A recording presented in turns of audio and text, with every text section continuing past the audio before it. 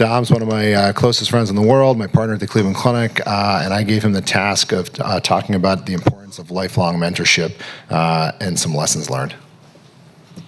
Don't worry about the time. You got plenty of time. Okay, thanks. All right, down comes a microphone. All right, well, thank you. This is a topic that's very near and dear to my heart. I don't have any relevant disclosures other than I suppose the Cleveland Clinic does pay me to mentor people. So take that with what you will. So lifelong mentorship, I thought, am I the right person to give this talk? I'm kind of right in the middle of my mid-career, and I'd say, well, there's a few people in the audience that perhaps have a few more gray hairs than I do. Maybe they can talk a little bit more about lifelong mentorship. But I also think, as I thought through this, maybe the answer is I do have something to talk about here, and probably because I'm close enough to understanding the start and what that felt like, since this whole section is about training the next generation of surgeons, and so I have that memory. And then also I've been lucky enough to have the best mentors in the world. I mean, I really do. I can't really thank everyone that has helped me enough. And I've been lucky to mentor dozens of fellows over the last decade. And I think that I speak for both Jay and I, but that kind of keeps us coming to work. So this is a very important topic to me. So I spend about 30-40% of my time on administration now, and when I first wrote this slide, I said, what do we do wrong? And we can't talk like that anymore, right? So this is, where's the opportunity? And that's how we identify problems. So one theme I'm going to talk to you about is that, when we think about mentorship, I want you to think about that alloys are stronger than precious metals, and I'll sort of describe what that means as time goes on. So I would say most of the time I sort of feel like this. And I think we all sort of share in this a little bit. And so we need mentorship, right? I don't think there's any argument from the audience that mentorship's important. But I think what we really do is we look for people that either look, talk, act exactly like us, or maybe they've achieved everything that we want to achieve, and we start the imitation game, right? And this was actually a picture of Rock after dinner last night. He took a casual walk above the clouds. So, and so what happens is that, like, anytime you put someone under a microscope, they say never meet your heroes, right? You start to see a little bit of the dirt, and then you sort of realize that, we kind of all feel this way all the time, I feel like. And so we all need each other. Everybody in this room needs each other, and I need everybody in this room. And so with that, mentorship is this sort of lifelong endeavor. And if we break it down into its most simple terms, I think of mentorship. I have mentors at the hospital in which I work. I have career mentors that are local. A lot of life happens, and I have life mentors. I have mentors that help me with, my psychological well-being, and then I have mentors that are on the national level. And if you think about, sort of just the lifelong aspect of these things, a career, a national reputation, a personal life, all of these things are ever-changing all the time. And I'd have never learned enough that I can't learn other things as time goes on. So really, when I think of mentorship, I think of it as touch points with every person that I interact with. What am I going to take away from that?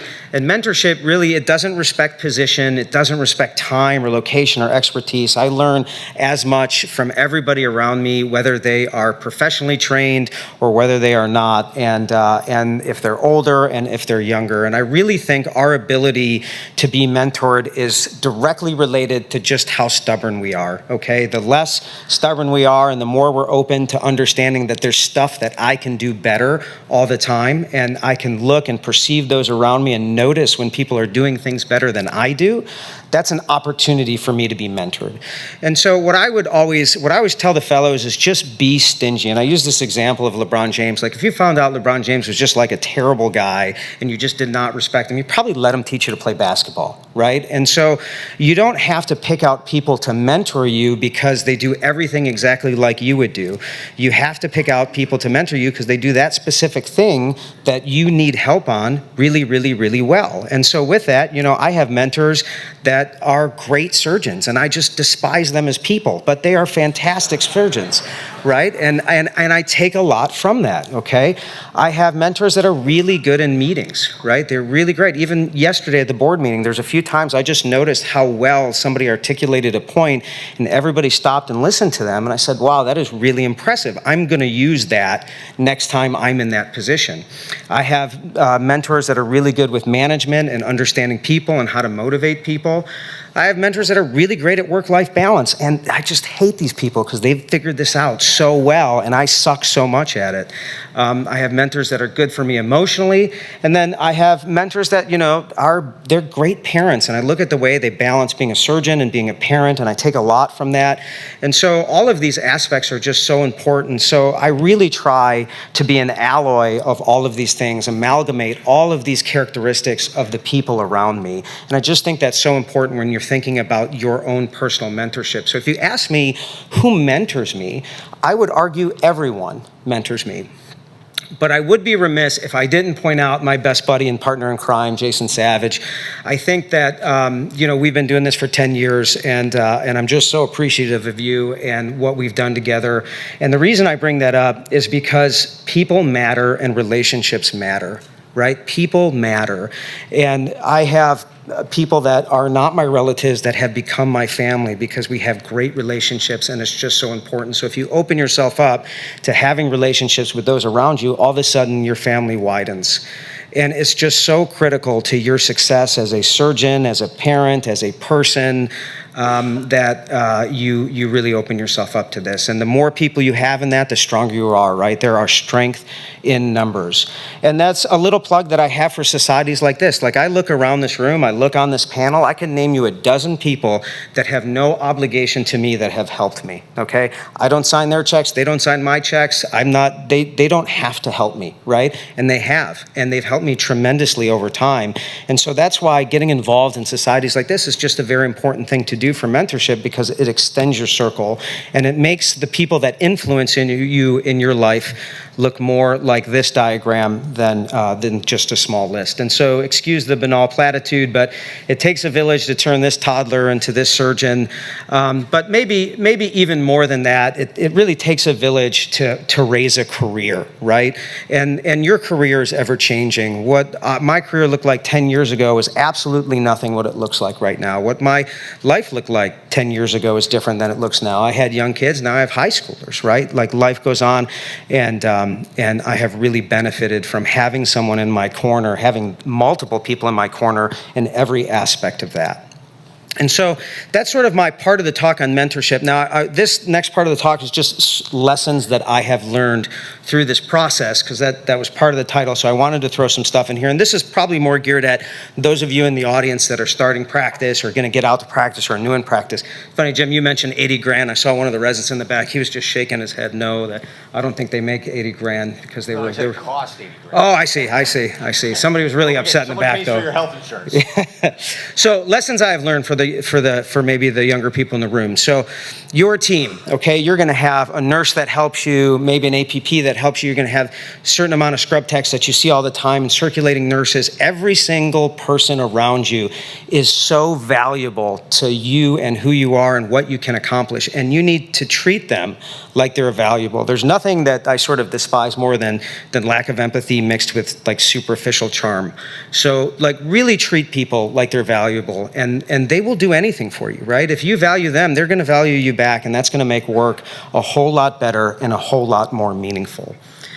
Don't do this when you first start out, right? This is Icarus. This is not what you look like. You do not have wings. You do not have to do the most complicated case every single time. You are going to burn up in the sun, okay? But at the same time, don't have decisional paralysis. You do have to trust your judgment a little bit, and that's just so important to learn to trust yourself as time goes on. So in this career, you will be under the microscope. It is just a fact of all the liability rests with you, okay? And so when the liability rests with you, you will be looked at. So keep your fingernails clean.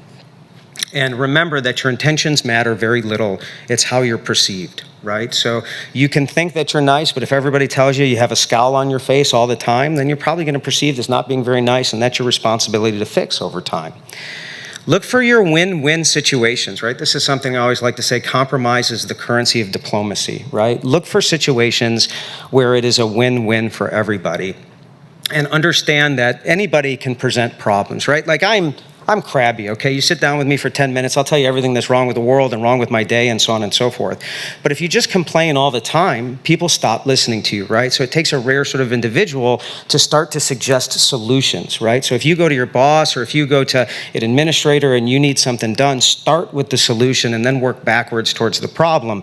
I can't tell you how important that is. I heard someone say sometimes that if somebody comes to my office and they just tell me what's wrong, I just stop listening if they don't have a solution in mind. So always think of a solution in mind. And always remember, if you're starting out and you're new, okay, you have a bag. That bag is empty. Everything you do for somebody else, every compromise that you make, every win-win situation that you find, every time you take call for a partner or do something nice or take on a case, you put coins into that bag, right? The more coins you put in that bag, the more you can spend, okay? If you don't have the coins, don't spend them. So take some time to ingratiate yourself to the situation and fill up that bank account. And the final thing I'll talk about here is a little bit of self-care. So remember, that you have to work on things for yourself as life gets busy, right? So these are just a few of the thoughts I put down. Number one is stop caring about things that don't matter, okay? We have a tendency to be perfectionists, and we want to care about everything all the time. And you know what? You have to think to yourself, does this really affect my life in the long run? Because if it doesn't, then it doesn't deserve my intellectual units. Find your zen. This is active, right? I can't just hope to be a calm, relaxed human being. I'm not built that way. God didn't make me that way, right? So I have to actively find my zen, and it's something that you have to do and that you have to work on. Trust your judgment and take care of your patients. Nothing's ever going to go wrong if you just feel like you're doing the right thing for your patients and being as good as you can for them. And then be stingy with your time. So I've split my life up into unequal thirds, right? My morning time, I wake up very early in the morning. That's all my time. No one needs me, right? That's all for me. Then I go to work, and that's all for work. And then I go home, and that's all home. And then get a hobby or work on something that you've put off. And the reason I say that is because your hospital will never invest as much in you as you're investing in it, okay? You are a person. You have to remember that you need things that make you who you are outside of just going to work. It's a very healthy thing to do. So invest in yourself. Sorry, I didn't know that was repeated. And then the rest is just white noise. Anything that's not on that list, just learn to just let it go. And so I have two final slides that I'm going to leave you with. I'm not going to read this. You could read it on your own, but sometimes you are the problem. Okay, so that's okay. All right, so you're not perfect. Sometimes you are the problem. So just remember that when you're thinking of all the things that are wrong. And then this is the final one. Our job's pretty hard, right? We eat a lot of humble pie in our job, okay? So the best thing we could do is to make sure that it's filling so we don't have to keep eating it. Thank you very much.